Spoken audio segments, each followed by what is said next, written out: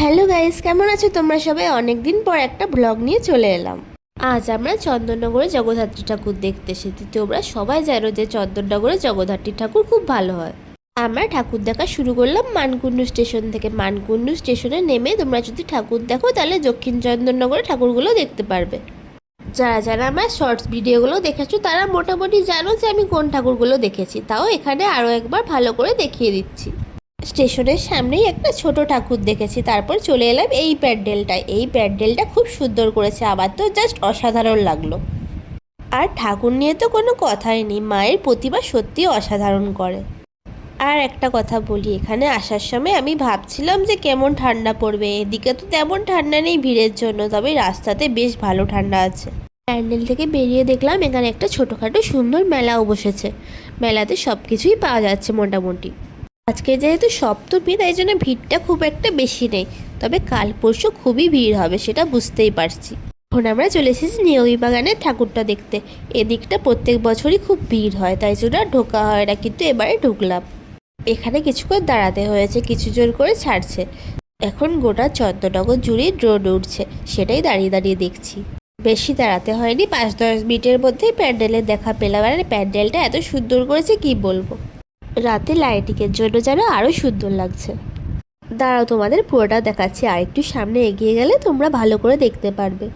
এখানে অনেকগুলো ডলফিন আছে, হেবি সুন্দর লাগছে ডলফিনগুলো। এখানে দাঁড়িয়ে একটা ছবি তুলতে পারলে বেশ ভালো হতো, তবে এত ভিড় হয়েছে যে দাঁড়ানোই যাচ্ছে না ভালোভাবে।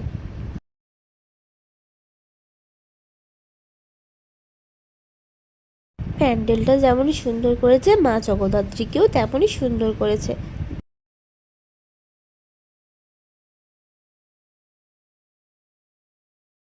এই দেখো মায়ের প্রতিমাটা, দেখে নাও সবাই।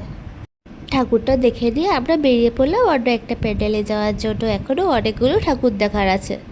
এখন চলে এলাম স্পোর্টিং গ্রামের ঠাকুরটা দেখতে। এটাও খুব সুন্দর করেছে, বাইরে থেকে দেখেই সেটা বুঝতে পারছো তোমরা সবাই। প্রত্যেক বছর এটা দেখার জন্য অনেক বড় লাইন পড়ে, কিন্তু এবারে দেখছি লাইন নেই। ভালোই হলো, সহজে ঢুকে পড়া যাবে। এখানে থিমটাও বেশ ভালো করেছে, আমার বেশ ভালোই লাগলো।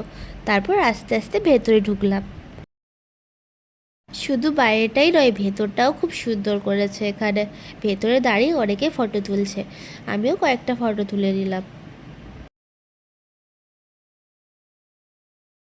তারপর চলো মায়ের প্রতিমাটা তোমাদের দেখিয়ে দিই। এই দেখো মায়ের প্রতিমা, কত সুন্দর লাগছে মাকে, তাই না? আর এত ভিড়, বেশি ভালো করে ভিডিও করতে পারলাম না। এবার চলো পরের ঠাকুরটা দেখি। এখন চলে এসেছি চন্দননগরের বিখ্যাত রানীবার দরবারে।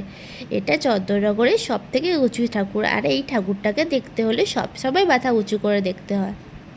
আর এই ঠাকুরটাকে এত সুন্দর লাগে যে কোনো কথাই বলার নেই, অপূর্ব সৌন্দর্যের অধিকারী। এটা হচ্ছে আরও একটা জগদ্ধাত্রী ঠাকুর, এটাও বেশ সুন্দর করেছে, আর অনেক লম্বাও ঠাকুরটা।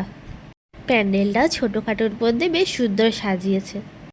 তারপর চলে এলাম দৈবক পাড়ার ঠাকুরটা দেখতে। এটার প্যান্ডেলটা এত সুন্দর করেছে, এত সুন্দর লাইটিংয়ের কাজ, কি বলবো। চলো আস্তে আস্তে ভেতরে যাই, ভেতরে গিয়ে তোমাদের মায়ের প্রতিমা দর্শন করাই। এখানের মায়ের প্রতিমাটাও খুব সুন্দর, আমার খুব পছন্দ হয়েছে। আর তোমরা কারা কারা চন্দননগরে ঠাকুর দেখতে এসছো আর কোথাকার ঠাকুর দেখেছো সেটা নিচে কমেন্ট করে জানাও।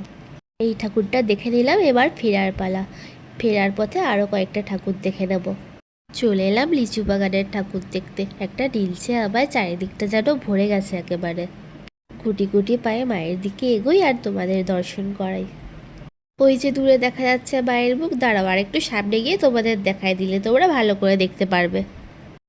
দাঁড়াও, ঠাকুর দেখানোর আগে তোমাদের প্যান্ডেলের ভেতরটাও দেখিয়ে দিই। ভেতরটাও জাস্ট অসাধারণ করেছে। আর এই যে দেখো, এই জায়গাটা কি সুন্দর না? দাঁড়াও এবার তোমাদের ঠাকুরটা দেখায়। এই যে ঠাকুর দেখে নাও তোমরা সবাই।